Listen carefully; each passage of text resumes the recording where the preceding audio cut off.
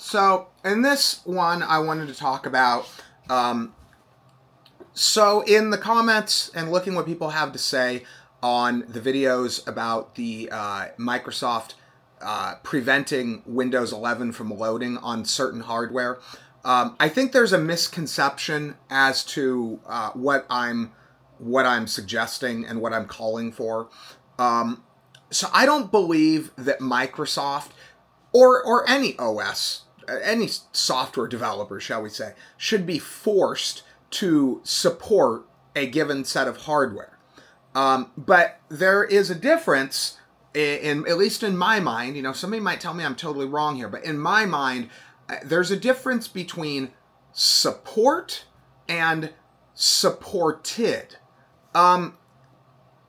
So when I say, when people talk about whether or not, say an i7, system with an i7 7700K is supported, and when I say that, I'm only referring to whether or not you can physically load the OS.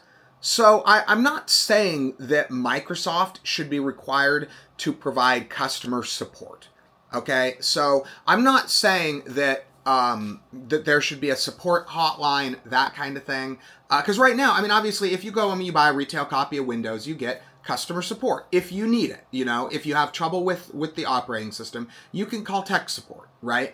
I'm not suggesting that Microsoft should allow or should be forced to provide that kind of tech support, especially in situations where, okay, so if you bought Windows 7, then you upgraded it to 8 with the free upgrade, then you took your Windows 8 free upgrade and went to 10, and then you took your Windows 10 free upgrade and went to 11.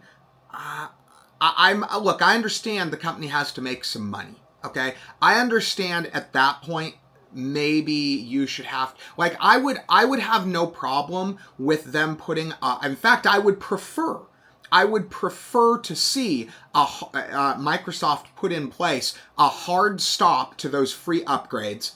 Because here's the thing. If Microsoft is going to look at it as, well, we have to provide a free upgrade, I can see the incentive that they have to not allow Windows 11 to load on old hardware. And the way I see it is, you didn't have to do that. You could have just say, okay, Windows 11, we're gonna have a fresh slate. We're gonna clear the slate. And you need to go buy a new copy of Windows, whether that be an OEM, whether that be a new computer with the new OS, whether that means you buy a new retail copy for $200 at Best Buy, whatever. If that means that that's what they're going to do, I'm not against that. Okay, I don't have a problem with that. I can see the software developer has to make some money. Okay.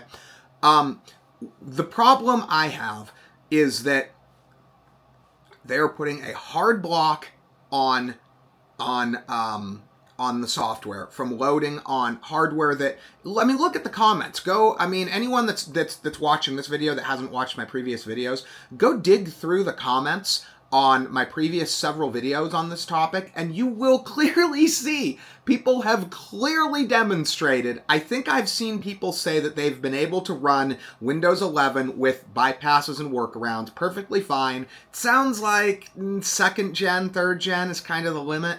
You could probably go older, but it sounds like second and third gen is kind of the limit of where people are stopping on it.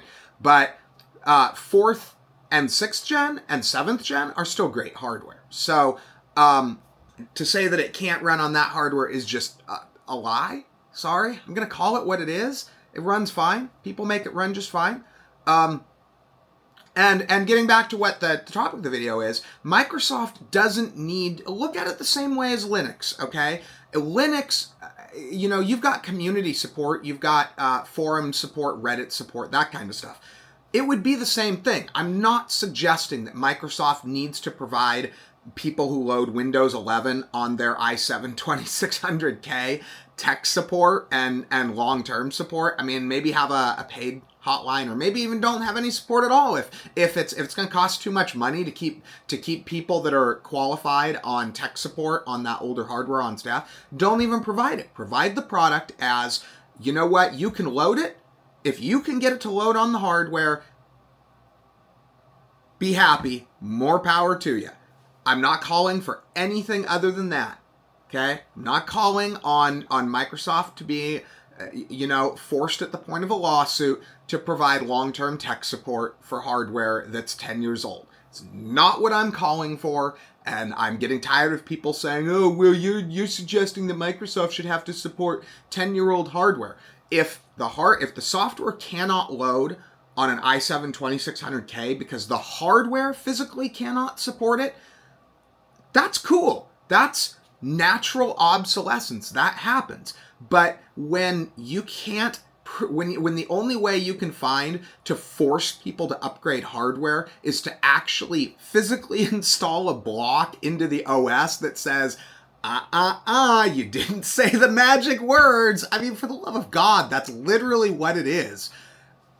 Sorry, bad Jurassic Park reference. But that's what it is. And I'm not down for that. So, yes, on natural obsolescence, okay? No on Microsoft saying, we're not happy with natural obsolescence, so we're going to give that obsolescence a little kick in the pants. That's as simple as I can put this particular topic. So anyway, thanks for watching the video, and I hope to see you guys in another one.